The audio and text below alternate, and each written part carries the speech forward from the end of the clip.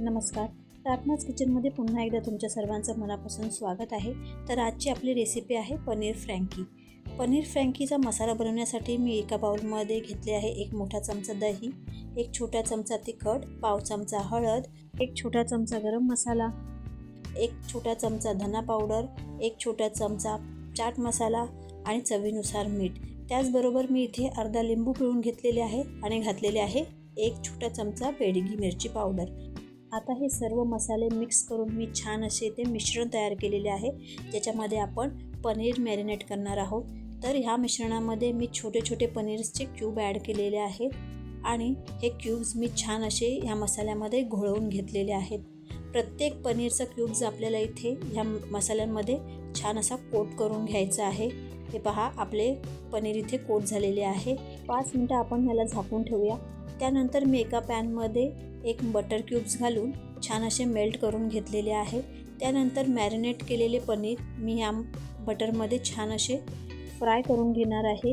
आपला प्रत्येक पनीर ह्या मसाल्यामध्ये छान असा कोट झाला पाहिजे, अशा प्रकारे तुम्हाला इथे फ्राय करून घ्यायचे आहेत.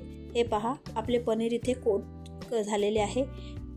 पनीरचे क्यूब साईडला करून त्याच पॅनमध्ये आपण इथे भाज्या घालणार आहोत. तर इथे मी 1 मोठा टोमॅटो बारीक चिरून घातलेला आहे, 1 कांदा बारीक चिरून घातलेला आहे, त्याचबरोबर 1 शिमला मिरचीसुद्धा मी इथे चिरून घातलेली आहे. त्यानंतर थोडेसे बटर घालून ह्या भाज्याही मी छान इथे फ्राय करून घेतलेल्या आहे. त्याचबरोबर मी इथे घातलेले आहे 1 छोटा चमचा तिखट, पाव चमचा हळद आणि चवीनुसार मीठ. त्याचबरोबर मी इथे घातलेले आहे 1 मोठा चमचा टोमॅटो सॉस आणि अर्धा चमचा शेजवान सॉस. इथे मी ही फ्रँकी जी आहे ती लहान मुलांसाठी करत आहे, त्याच्यासाठी मी शेजवानचे सॉस आहे त्याचे प्रमाण हे फक्त अर्धा चमचा घेतलेले आहे. तुम्हाला जर जास्त स्पायसी पाहिजे असते तर तुम्ही शेजवान चटणीचे प्रमाण हे वाढवू शकता. भाज्या फ्राय झाल्याच्या नंतर पनीर आणि भाज्या ह्या आपण एकत्र मिक्स करून घेणार आहोत. आणि हे पहा, आपले पनीरचे स्टफिंग इथे तयार झालेले आहे. मी इथे मैद्याच्या चपात्या तयार करून घेतलेल्या आहेत. त्यातली चपाती मी इथे पॅनवरती घालून ते आलटून पालटून दोन्ही बाजूने छान अशी शेकवून घेणार आहे. चपाती शेकवल्याच्या नंतर मी याच्यामध्ये बटर लावून छान अशी क्रिस्पी होईपर्यंत तिला पुन्हा एकदा छान अशी शेकवून घेणार आहे. इथे तुम्ही मैद्याच्या चपातीच्या ऐवजी गव्हाच्या चपातीचा सुद्धा वापर करू शकता. तुम्ही जर या चॅनलवरील व्हिडिओ पहिल्यांदाच पाहत असाल तर या चॅनलला लाईक आणि सबस्क्राईब नक्की करा, जेणेकरून असेच नवनवीन व्हिडिओ तुम्हाला पाहता येतील.